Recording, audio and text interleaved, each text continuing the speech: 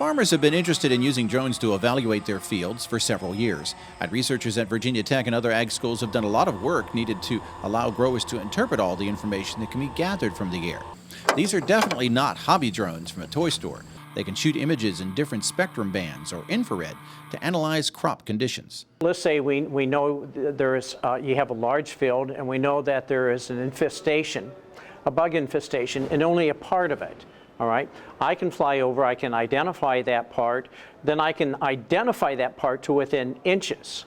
So you can go over and spray that within inches or feet to make sure you've contained the entirety of it. And that's all you have to spray. You don't need to go out and bomb your whole field. You can only go out and spray a part of it. Darrell Jenkins spoke to Virginia Farm Bureau Federation members at their annual meeting. An American Farm Bureau Federation study recently estimated American farmers could see an increased profit of $10 an acre if they used a drone for crop analysis. Would that hold true in Virginia? Jenkins says that all depends. My assumption is that a very small farmer who is raising hay, which is a low-value crop and gets 2 or 3 crops a year depending on the weather, I doubt they'll ever have need for a drone in their applications. With grapes, we have drones that are small enough that you can fly over and do your spraying on them and things like that already. So there's a lot of applications in Virginia for drone usage. Jenkins says there are still a lot of unanswered questions regarding drone use. Will a license be required? Will anyone be allowed to fly anywhere, or will there be areas set aside for drone use? What about privacy questions? While the Federal Aviation Administration has just announced all drones need to be registered with that agency, it will be up to individual states or even local governments to set privacy limits. So it's really kind of states will take the lead in that.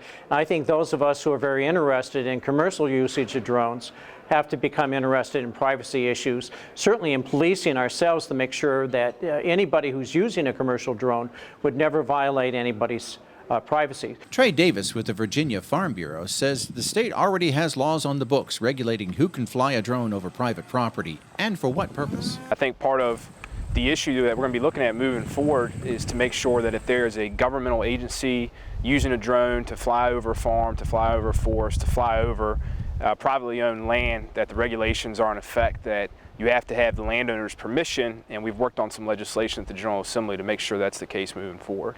Davis says farmers take their privacy rights very seriously, and the law is not yet clear who would own a drone if it fell on private property.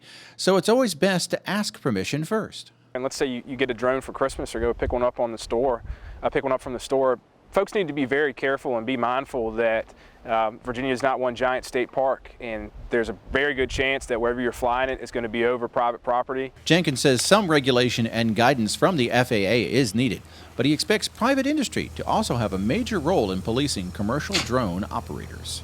In this case, I think what's going to be pushing all of this are insurance companies, because insurers will have a big stake in this, and they're going to want to make sure that the users of a drone, that they've had some training, that they're responsible, that they are a good insurance risk.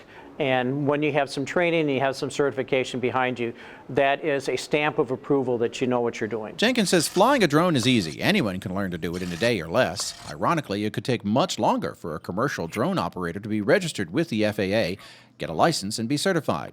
But those are all things he believes are needed to allow the fledgling industry to take off for farmers. In Norfolk, Virginia, I'm Norm Hyde reporting.